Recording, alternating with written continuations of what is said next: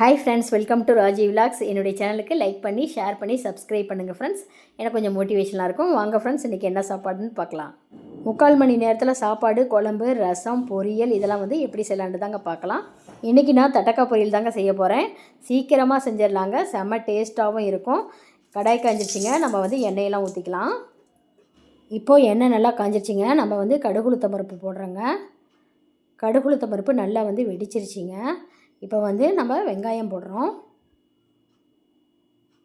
நான் பெரிய வெங்காயம் தாங்க ஒன்று கட் பண்ணி போட்டிருக்கேன். கருவேப்பிலை போட்டுக்கலாங்க. இப்போ இதெல்லாம் நல்லா வணக்கி விட்டுடலாங்க. இப்போ வெங்காயம்லாம் நல்லா வணங்கிருச்சிங்க. தக்காளி ஒன்று நல்லா குட்டி குட்டியாக கட் பண்ணி நல்லா புழிஞ்சு விட்டுக்கிறேன். அப்போ தான் தக்காளி நல்லா வணங்குங்க, கிரேவியாகவும் இருக்கும். பொடி ஐட்டத்தில் நான் மஞ்சத்தூள் போட்டுக்கிறேன். சாம்பார் தூள் போடுறேங்க, அப்போ தான் நல்லா வாசனையாக இருக்கும். சாம்பார் தூள் போடும்போது நல்லா டேஸ்ட்டாகவும் இருக்கும். இதெல்லாம் நல்லா எண்ணெயிலேயே வணக்கி விட்டுடலாங்க. இப்போ இதெல்லாம் நல்லா வணங்கினதுக்கப்புறம் குட்டி குட்டியாக கட் பண்ணி வச்சுருக்கேங்க தட்டக்காய், அதையும் நம்ம போட்டுக்கிறோம். குட்டி குட்டியாக வெட்டும் பொழுது சீக்கிரமாக வணங்கிடும். எனக்கு காரம் கொஞ்சம் பத்தாமல் இருந்தது, அதனால் வரமிளகா போட்டுக்கிட்டு உப்பு போட்டுக்கலாங்க. இப்போ இதெல்லாம் நல்லா கிளறிட்டு மூடி போட்டு நல்லா வேக விட்டுடலாங்க. சிம்லேயே இருக்கட்டும். 10 நிமிஷத்தில் தட்டக்காய் நல்லா வெந்துடும். இப்போ பாருங்கள், தட்டக்காய் பொரியல் ரெடி ஆகிடுச்சு.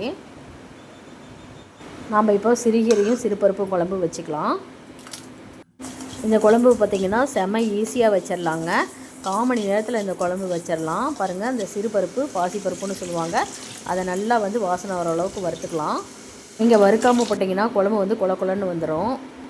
இப்போ பருப்பு வேகிற அளவுக்கு தண்ணி ஊற்றிட்டு நான் 2 தக்காளி குட்டி குட்டியாக கட் பண்ணி வச்சுருக்கேங்க, அதையும் சேர்த்துக்கலாம்.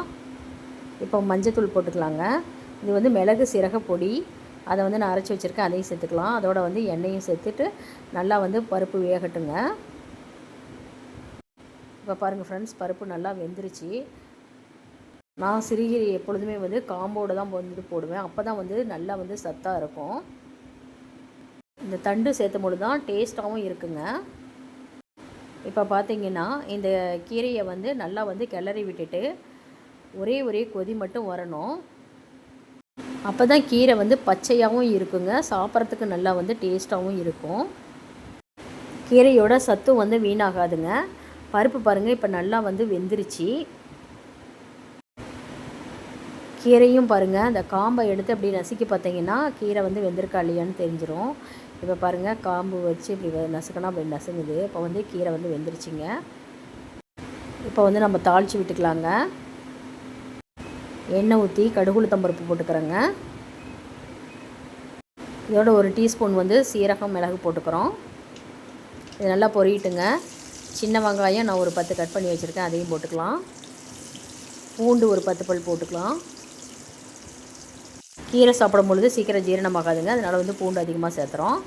கருவேப்பிலை, வரமிளகா போட்டுக்கலாங்க.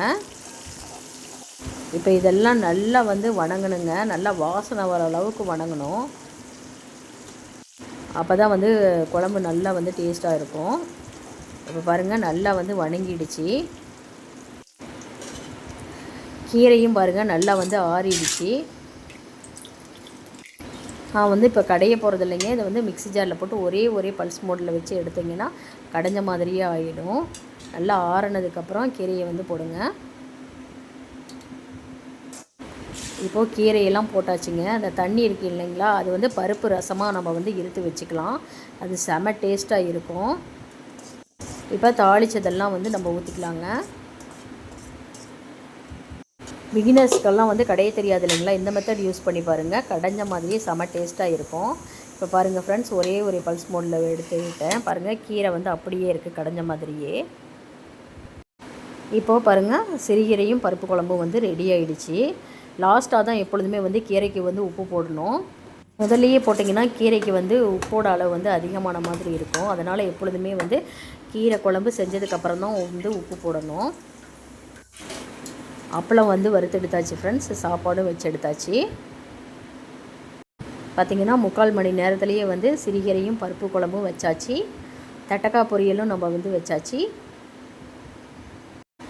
இது அந்த கீரையிலேருந்து இருத்து வச்ச ரசங்க, செம்ம டேஸ்ட்டாக இருக்கும், நல்லா சத்தானதும் கூட.